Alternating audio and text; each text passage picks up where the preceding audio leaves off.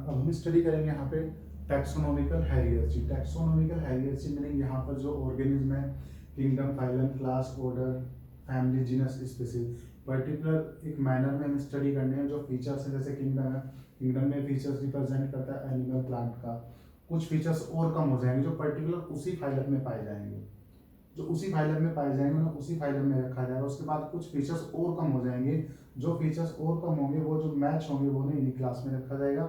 ऐसे ही ऑर्डर में कुछ फीचर और कम हो जाएंगे, फिर और कम होंगे तो फैमिली में, और कम होंगे जीनस में, और फिर जो सबसे बिल्कुल लीस्ट कॉमन फीचर रहेंगे वो स्पीसीज मार्कर रहेंगे। तो इसलिए कहा जाता है species is the smallest unit of taxonomy. जो टैक्सोनॉमी की जो स्मॉलेस्ट जो यूनिट होती है वो स्पीसीज होती है। ये पर्टिकुलर इन्हें अगर इंडिविजुअल बोला जाए तो इन्हें बोलते हैं टैक्सा, और जो स्मॉलेस्ट यूनिट होती है वो टैक्सा की। इनमें सबसे कम डिफरेंस होता है। Basic unit of classification is called species. अब हम किसी एक ऑर्गेनिज्म का यहाँ पर क्लासिफिकेशन करके देखते हैं। सबसे पहले हम जैसे एग्जांपल ले लेते हैं हाउस फ्लाई का।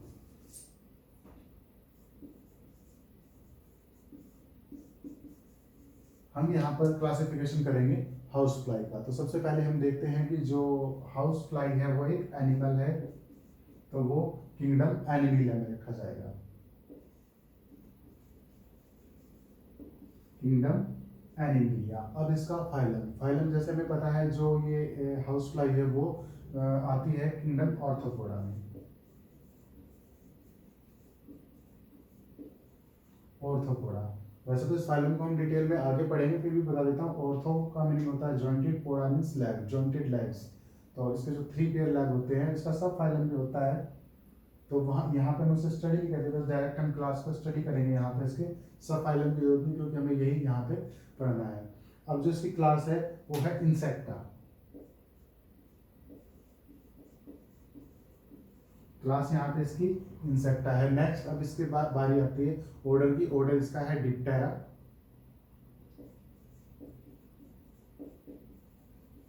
उसके बाद कुछ और फीचर्स कम होते चले जाते हैं जो इसी पर्टिकुलर स्पीसीज में आएंगे। तो अब फैमिली में आ जाते हैं। जो फैमिली में जो कुछ फीचर्स फैमिली में होंगे वो सब इसी फैमिली में रखे जाएंगे। और जो इसकी फैमिली है वो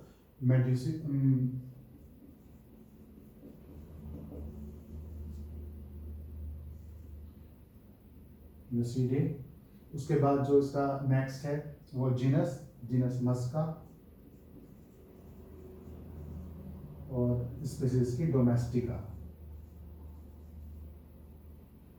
डी को हमें यहाँ पे स्मॉल बनाना है।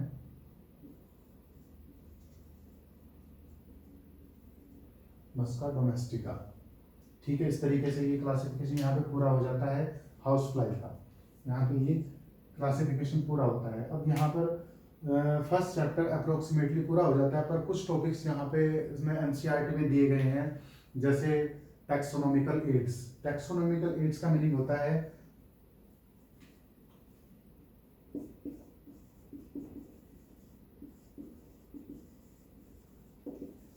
टैक्सोनॉमिकल एड्स का मीनिंग होता है कि कुछ ऐसे एसेसरीज या कुछ फीचर जिसकी वजह से हमें टैक्सोनॉमी में क्लासिफिकेशन करने में आसानी हो जाए, उन्हें कहा जाता है। जो हेल्पफुल होते हैं टैक्सोनॉमी के लिए, क्लासिफिकेशन करने के लिए, उन्हें कहा जाता है टैक्सोनॉमिकल एड्स। और ये और भी बहुत सारे फीचर्स हो सकते हैं।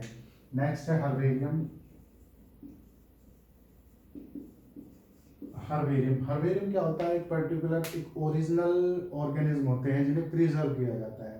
उन्हें सुखा करके पेपर पे पेस्ट किया जाता है, टेप से, गम से, किसी से भी, ताकि वो प्रिजर्व हो सके और ओरिजिनल कंडीशन में होते हैं। इन्हें बोला जाता है हर्बेरियम।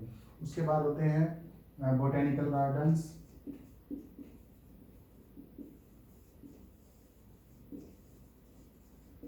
बोटेनिकल गार्डन ही एनसीईआरटी में जो दिए गए हैं नाम, वो डायरेक्ट कभी कभी पूछ ले जाते हैं कि बोटेनिकल गार्डन ये गार्डन कहाँ पे है, और ये पर्टिकुलर सेटअप किया जाता है इस डिटेल स्टडी के लिए। एक पर्टिकुलर मैनर में स्टडी किया जाता है कि जैसे जैसे जैसे इवोल्यूशन हुआ है प्लांट का, सबसे पहले जो इनिशियल प्लांट है, फिर सेकेंडरी प्लांट, फिर उसके बाद बड़े प्लांट का एक सेटअप किया जाता है। पर्टिकुलर लेबलिंग की जाती है, उनका बायोलॉजिकल नेम रखा जाता है ताकि इजी टू स्टडी हो जाए, उन्हें बायोलॉजिकल गार्डन कहा जाता है। नेक्स्ट है म्यूजियम।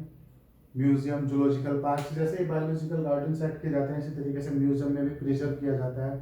म्यूजियम में प्रिजर्व किए जाते हैं एनिमल और प्लांट। ताकि उनकी डिटेल स्टडी की जा सके। उसके बाद होते हैं जूलॉजिकल पार्क, जैसे आजकल ये गार्डन्स वगैरह होते हैं, जैसे जो बोलते हैं ना जूलॉजिकल पार्क, जैसे एनिमल्स बहुत सारी वैरायटी पाई जाती है, तो ये होते हैं जूलॉजिकल पार्क्स। तो मेन जो हमारे टॉपिक्स हैं इस लेसन में हमें ये स्टडी करने हैं, what is living organism, differentiate याद रखना है, और most important the reproduction is the characteristic feature of living organism. Diversity तुम पिछले 9th 10th में पढ़ते आ रहे हो, what do you mean by diversity, meaning differences. उसके बाद नोमेनक्लेचर, नोमेनक्लेचर में पर्टिकुलर ऑर्गेनिज्म का नाम रखने को ही नोमेनक्लेचर बोलते हैं। उसके बाद बाइनोमिनल नोमेनक्लेचर, ये इंपॉर्टेंट टर्म है गिवन बाय लीनियस, और इसका जो डेफिनेशन है इस तरीके से याद कर लेने की, each organism has two names designed by two name, first name should be generic and the second name is the specific epithet. The first letter of generic name should be capitalized and the first letter of specific is small letter.